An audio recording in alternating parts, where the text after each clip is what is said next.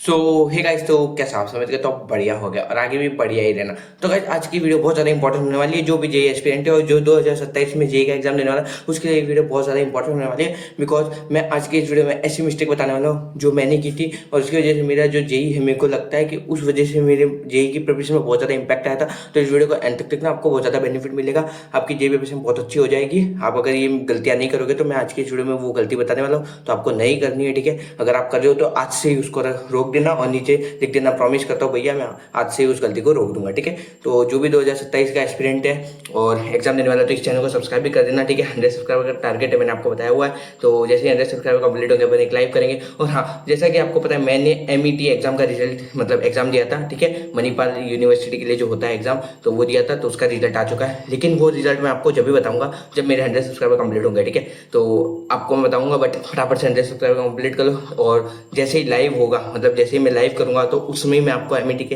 Exam का result बताऊंगा, या आप लोग बोलोगे तो एक सेपरेट वीडियो बता दूंगा, जो भी आपकी मर्जी होगी। ठीक है, तो वैसे बता दूंगा, बट आपको उसके लिए 100 सब्सक्राइबर का टारगेट कंप्लीट करना पड़ेगा। तो फटाफट सब्सक्राइब कर दो। जो भी मतलब वीडियो देख रहा है वो बस सब्सक्राइब कर दो। 100 अभी हो जाएंगे, मैं सच बता रहा हूँ।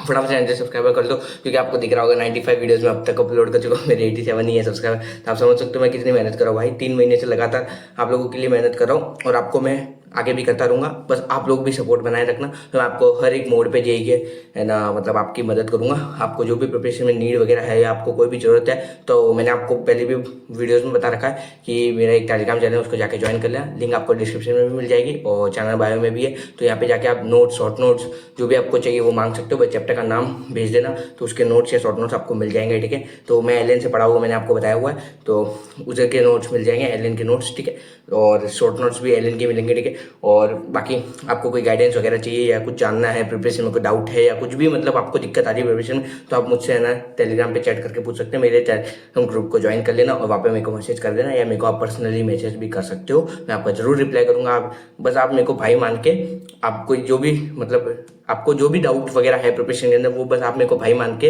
पूछ लेना, मैं आपको जवाब पक्का दूंगा फिर। ठीक है, क्योंकि मैं चाहता हूँ कि आप लोगों का एग्जाम बहुत अच्छा हो। जो गलतियां मैंने की वो आप ना करो, बिकॉज मेरे को पता है जब जेई का रिजल्ट आया था और मेरा इतना अच्छा पेपर नहीं हुआ था ना, और मेरा रिजल्ट जो आई थी, मैंने बताया था आपको 86% के लगभग आई थी, तो मेरे को बहुत बुरा लगा था कि यार मैंने बहुत मेहनत की, बट मेरी इतनी अच्छी परसेंटाइल नहीं आ पाई। तो मैं नहीं चाहता आप लोगों के साथ वैसा हो। ठीक है, तो अब की बहुत मदद करूंगा मैं आपको, जो भी मोड पे आपको मदद चाहिए तो करूंगा, ताकि आपके साथ ऐसा ना हो, आपको मतलब ऐसा बुरा ना फील हो। ठीक है, तो उसके लिए बस एक यही तो मांग रहा हूँ, सब्सक्राइब करने के लिए तो बोल रहा हूँ। बस सब्सक्राइब करोगे, आपको मतलब जो भी मदद चाहिए आपको मैं कभी भी टाइम पे कर दूंगा। ठीक है, तो बस आप मैसेज कर देना, और एक सब्सक्राइब तो कर ही देना। मेरे को पता है अब तक तो आपने कर दिया होगा, मेरे को पता है आप लोग सपोर्ट करेंगे, तभी तो मेरे को रेगुलर वीडियो डालने का मोटिवेशन मिलेगा। ठीक है, तो चलते हैं अपन वीडियो के आगे। ठीक है, तो जैसे कि मैं एक मिस्टेक है, मैं 2 मिस्टेक्स बताऊंगा। ठीक है, तो एक मिस्टेक ये है कि रोज एक चैप्टर कंप्लीट ना करना।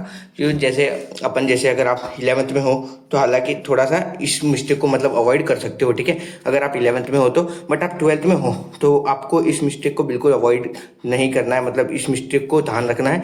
मैं ये मिस्टेक करता था, जैसे मैं 11th में था तो 11th पढ़ लिया। ठीक है, फिर 12th में आया तो मैं 12th का ही पढ़ रहा हूँ भाई, 11th का रिवाइज नहीं कर रहा हूँ। ठीक है, टेस्ट भी होते थे तो मैं 11th का बहुत कम पढ़ के था। ऐसा आपको नहीं करना है। जैसे आपको क्या करना है, not to complete 1 chapter per day, ये वो मिस्टेक है। मतलब जैसे मैं आपको बताता हूँ, जैसे आपको क्या करना है कि पहले 3 पार्ट में अपने जो भी चैप्टर्स है, जैसे आपने 11th की है, ठीक है, आप 12th अभी पढ़ रहे हो, तो 12th को तो पूरा टाइम देना ही है आपको। ठीक है, आप टाइम बांटना, बट ज़्यादा 12th को देना टाइम, बिकॉज आपको पता है जेई के अंदर पोर्शन 12th का ज़्यादा होता है। ठीक है, बट उसलिए नहीं, मतलब आपको 12th पे देना पड़ेगा ना, क्योंकि जो रेगुलर चल रहा है उसको भी तो स्ट्रॉन्ग रखना पड़ेगा ना। तो ऐसा है, अब जैसे आपकी 11th कंप्लीट हो गई, ठीक है, मैं आपको ये नहीं बोल रहा हूँ कि आपकी 11th कंप्लीट हो जाए जब भी आपको इस चीज़ को फॉलो करना है, ऐसा नहीं है। आपकी जैसे हाफ 11th भी हो जाए, आपके 10-15 चैप्टर हो जाए, जब इस चीज़ को आप फॉलो करना चालू कर देना। ठीक है, क्योंकि आगे आपको दिक्कत ना है। मेरे को बहुत दिक्कत आई थी, मैंने जब 12th भी आधी होने के बाद जब इस चीज़ को समझा था, तो बहुत दिक्कत आई थी। आप ऐसा मत करना, आपको अभी से ही पता चल जाएगा, तो अभी आप मतलब इस चीज़ को फॉलो करने लग जाना। अभी बहुत टाइम है जेई 2027 के लिए,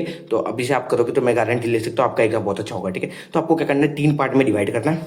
ठीक है, जैसे टोटल 20 चैप्टर्स है, तो 20 चैप्टर्स को आपके हिसाब से आपके अकॉर्डिंग डिवाइड करना है। ठीक है, ईजी, मॉडरेट और हार्ड चैप्टर के अंदर। ठीक है, आपको अपने हिसाब से लिस्ट बनानी है, उसके अंदर 3 सेक्शन लिख के और चैप्टर के नाम से लिख देना है। तो फिर आपको क्या करना है, पर डे एक इजी चैप्टर को लेना ही है। ट्वेल्थ का जो जो आप पढ़ रहे हो जैसे पढ़ ही रहे हो, ठीक है। और अगर आप ड्रॉपर हो तो आपको इस चीज़ को फॉलो करते रहना है। कोई जैसे ही आपने लिस्ट बनाई, आपको बस एक दिन आपने इजी कर लिया, एक दिन मॉडरेट कर लिया, एक बार हार्ड कर लिया, ऐसे करके आपको चैप्टर को करते रहना है। अगर आप ड्रॉपर हो तो मैं एक पर्टिकुलर वीडियो लाऊंगा ड्रॉपर के लिए भी, ताकि उनको भी मदद मिले, ठीक है।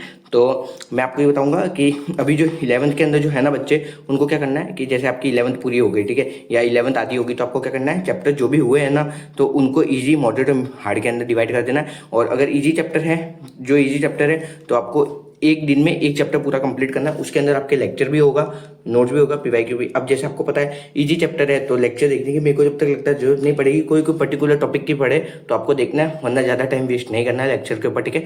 तो आप लेक्चर तो कहीं से भी देख सकते हो। अगर आप बोलोगे कि किसके लेक्चर ज़्यादा अच्छे होते हैं, आपके एक्सपीरियंस, अगर मैं मेरे एक्सपीरियंस से बताऊँ तो उसके लिए आपको वीडियो के नीचे कमेंट करना पड़ेगा। तो मैं उसके ऊपर वीडियो बना दूंगा अच्छे से, पर्टिकुलर एक वीडियो, तो आपको बता दूंगा कौन से लेक्चर आपको देखने चाहिए, कौन से अच्छे होते हैं, ठीक है, मैं अपने एक्सपीरियंस से।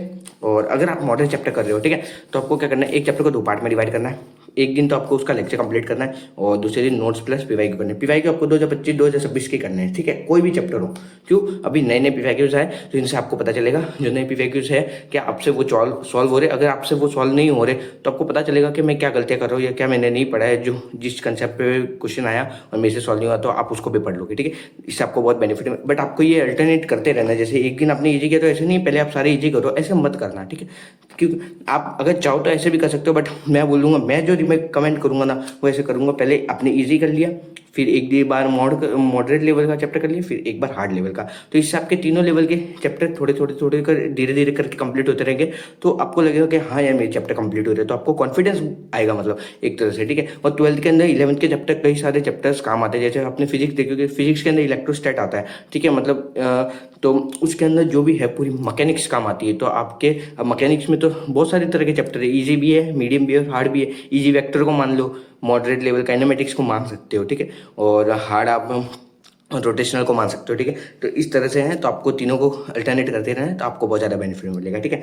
तो आपको मैंने बता दिया, हार्ड चैप्टर को आपको 3 दिन में डिवाइड करना है। एक दिन लेक्चर करना है, एक दिन नोट्स करना है, एक दिन पीवाईक्यू। आप बोलोगे यार नोट्स को इतना टाइम क्यों, भाई हार्ड चैप्टर है, मेरे को पता है नोट्स भी बहुत बड़े होंगे और उसके अंदर क्वेश्चन भी बहुत सारे होंगे, तो उनको भी आपको सॉल्व करना है, ठीक है। हार्ड चैप्टर और मॉडरेट चैप्टर के जो नोट्स के अंदर जो क्वेश्चन है उनको भी आपको सॉल्व करना है, ताकि आपके जो कोचिंग के अंदर जो भी पढ़ाया होगा या जो भी लेक्चर के अंदर पढ़ाया होगा तो आपको याद रहता रहेगा, मतलब आपको याद रहेगा, ठीक है। आप अगर रेगुलर करोगे तो उसको याद रहेगा ना। और दूसरी ये गलती करते लोग कि उसको रिवाइज टाइम पे नहीं करते, ठीक है।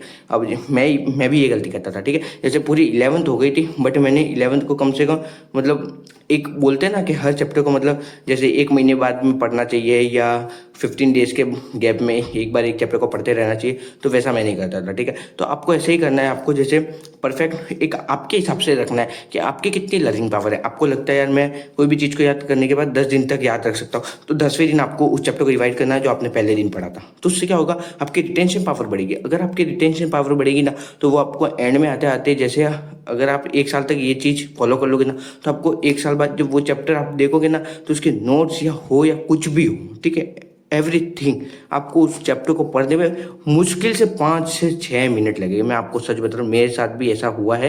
मैं कई सारे चैप्टर्स को ऐसे कर रखा था। मैंने केमिस्ट्री को ऐसे ही किया था, बहुत बार रिवाइज में करता रहता था। तो मेरे को कई सारे केमिस्ट्री के चैप्टर्स, मतलब मैं सिर्फ नोट्स खोलता था और पलटता था पेज और मेरे को आ जाता था चैप्टर। तो आपको भी ऐसे करते रहना, रिवाइज करते रहे। बट मैंने क्या गलती की, मैंने फिजिक्स और मैथ्स में ऐसा नहीं किया, ठीक है। तो आपको ऐसा नहीं करना है, आपको सारे सब्जेक्ट के लिए ऐसा करना है। आपको खुद के हिसाब से टाइम डिसाइड करना है कि आपको क्या, कितने दिन में कैसे क्या रिवाइज करना है। अगर आप इस वीडियो के नीचे कमेंट कर दोगे कि मेरे को एक रिवीजन के ऊपर पूरी स्ट्रेटेजी वीडियो चाहिए, तो मैं पक्का उसके लिए एक सेपरेट वीडियो बनाऊंगा और अच्छे से बताऊंगा आपको कैसे रिवीजन प्लान अपना बनाना है। तो बाकी जो ये गलतियां थी, इन दोनों को अवॉइड करना और इनके ऊपर जो है मतलब इनका ध्यान रखना। इन दोनों गलतियों को मत करना कि आप चैप्टर भी कंप्लीट नहीं कर रहे हो या रिवाइज नहीं कर रहे हो। तो इन दोनों को पूरा कोशिश करना कि ये दोनों गलतियां मतलब आपसे ना हो, ठीक है, और इनको अवॉइड करना। बाकी ऑल द बेस्ट आप लोगों की जर्नी के लिए, और एक सब्सक्राइब कर देना, वीडियो को लाइक भी कर देना ताकि मेरे को भी मोटिवेशन मिले। बाकी मिलते हैं नेक्स्ट वीडियो में। Thank you.